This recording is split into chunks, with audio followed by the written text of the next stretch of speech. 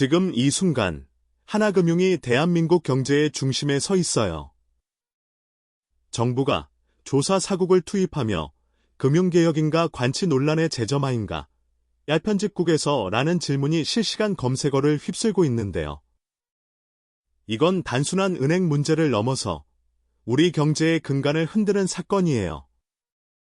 왜냐하면 이 조치가 금융개혁의 시작이 될 수도 있고 아니면 정부가 시장에 다시 손을 대는 관치금융의 부활이 될 수도 있기 때문이에요. 오늘 영상에서는 이 사건의 배경, 핵심 쟁점, 그리고 일반 국민이 어떻게 영향을 받는지까지 모두 짚어드릴게요. 끝까지 보시면 앞으로 주식, 대출, 예금 운용에 어떤 변화가 생길지 미리 대비할 수 있을 거예요. 먼저 조사 사국이 뭔지부터 짚고 가야 해요. 이건 금융위원회 산하에 있는 특별조사단인데요. 은행, 보험, 자산운용, 증권 이 4개 부문의 전문가들이 모여서 금융사의 부실이나 위험 요소를 집중 점검하는 팀이거든요. 이번에 하나금융에 투입된 건 금융위가 지배구조 문제와 자본 적정성 리스크를 우려해서인데요.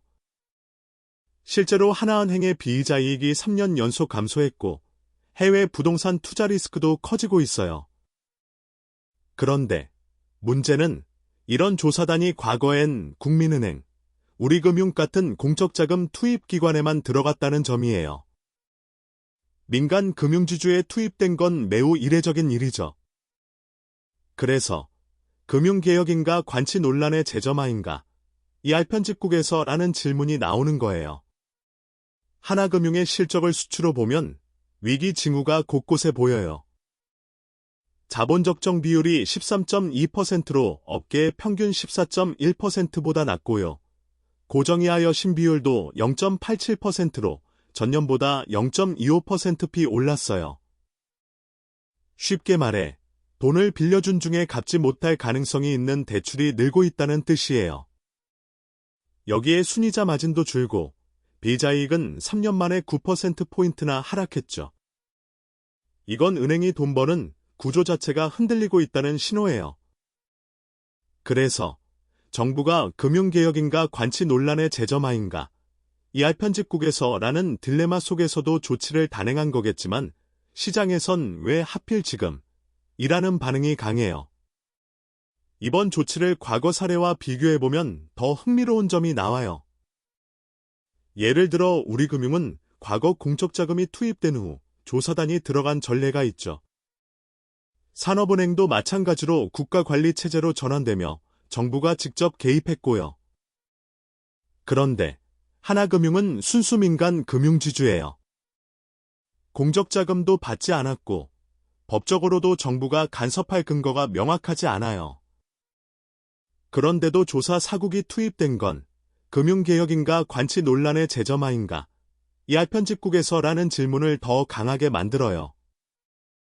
이게 진짜 개혁을 위한 조치라면 앞으로 다른 민간 금융사에도 같은 기준이 적용돼야 하거든요. 그렇지 않으면 정치적 타겟이라는 비판을 피하기 어려워요. 이 사건이 단순히 은행 얘기만이 아니에요. 일반 국민에게도 직접적인 영향이 있어요. 첫째, 하나금융이 리스크 관리를 강화하면 대출 심사가 더 까다로워질 수 있어요. 특히 주택담보대출이나 개인사업자 대출에서요. 둘째, 수익성 악화로 인해 예금 금리가 더 떨어질 가능성이 커졌어요. 지금도 적금 금리가 3% 아래인데 추가 하락이 불가피하죠. 셋째, 하나금융지주의 주가가 요동칠 수 있어요. 소액 주주들은 이미 6개월 만에 15% 이상 평가 손실을 받고요. 앞으로도 불확실성이 크기 때문에 금융개혁인가 관치 논란의 재점화인가 얄편집국에서 라는 논란이 끝날 때까지 주의가 필요해요. 정부는 금융개혁이라고 말하지만 시장에선 의문이 커지고 있어요. 하나금융의 지주회사 전환, 지배구조 분리 추진이 정부와 마찰을 빚고 있었거든요. 특히 이전 회장과 현재 회장 간 권력 다툼이 있었고 정부는 지배구조 불안을 이유로 조사단을 투입했다고 밝혔어요. 그런데 여기에 공정거래위원회도 동시에 조사를 시작했어요. 이게 우연인지 아니면 정부 부처 간 공조인지가 쟁점이에요. 만약 둘이 연계된 움직임이라면 금융개혁인가 관치 논란의 재점화인가 이 알편집국에서라는 질문은 더 무거워지죠. 시장은 정부가 개혁 기름 아래 특정 기업을 통제하려는 게 아니냐는 우려를 하고 있어요. 금융연구원 김지수 선임연구위원은 정부의 개입은 일시적 안정을 줄 수 있지만 장기적으로 시장 신뢰를 훼손할 수 있다고 지적했어요. 특히 민간 금융사에 대한 조사가 표준화되지 않은 기준으로 이뤄진다면 투자자들이 정치적 리스크를 더 크게 인식하게 된다는 거예요. 실제로 한국의 금융시장 신뢰지수는 최근 6개월 새 8.2포인트 하락했고요. 이건 금융개혁인가, 관치 논란의 재점화인가, 알편집국에서라는 의문이 시장 전체에 퍼지고 있다는 방증이에요. 정부가 개입할 때마다 시장이 떨리는 상황은 결코 건강하지 않아요. 시장 반응도 심상치 않아요. 하나금융지주의 주가는 최근 6개월 만에 14.3% 빠졌고 다른 금융주들도 동반 하락했어요. KB금융 마이너스 5.1%, 신한지주 마이너스 6.4%, 금융업종 지수는 코스피보다 3.2%포인트 더 떨어졌죠. 이건 투자자들이 하나금융 문제를 전 금융권 리스크로 인식하고 있다는 뜻이에요. 금융개혁인가, 관치 논란의 재점화인가, 알편집국에서라는 불확실성이 시장 전체에 그림자를 들이우고 있는 거죠. 특히 소액 주주들은 공매도 증가와 변동성 확대에 주의하셔야 해요. 앞으로 이 이슈를 어떻게 지켜봐야 할까요? 첫째, 조사 사국의 보고서 발표 시점이 중요해요. 8월 말에서 9월 초로 예상되는데 여기서 지배구조 분리를 권고할지가 핵심이에요. 둘째, 하나금융이 이 권고를 수용할지, 법적 대응을 할지가 결정돼야 해요. 셋째, 정부가 이 사례를 모범 사례로 삼아 다른 금융사에도 확대할지가 관건이에요. 만약 그렇게 된다면 금융개혁인가, 관치 논란의 재점화인가, 알편집국에서라는 질문은 대한민국 금융 시스템의 방향성을 결정하는 기로가 될 거예요.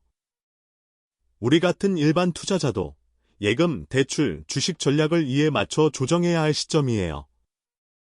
정리하면 하나금융의 조사 사국이 투입된 건 단순한 내부 감사가 아니라 금융개혁인가 관치 논란의 재점화인가, 알편집국에서라는 근본적 질문을 던지는 사건이에요.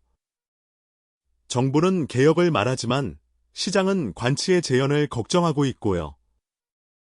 일반 국민은 대출, 예금, 주식에 실질적인 영향을 받을 수 있어요. 지금 당장 할 수 있는 건 하나금융 관련 상품을 보유한 분들은 리스크 점검을 하고 다른 금융사 주식을 보유한 분들도 시장 전반의 변동성을 염두에 둬야 해요. 영상이 도움이 되셨다면 구독과 좋아요 눌러주세요. 다음 영상에서는 금융주 투자 전략과 정부 정책 대응법을 더 깊이 다뤄볼 예정이니 알림 설정도 부탁드려요. 그럼 다음 영상에서 봬요.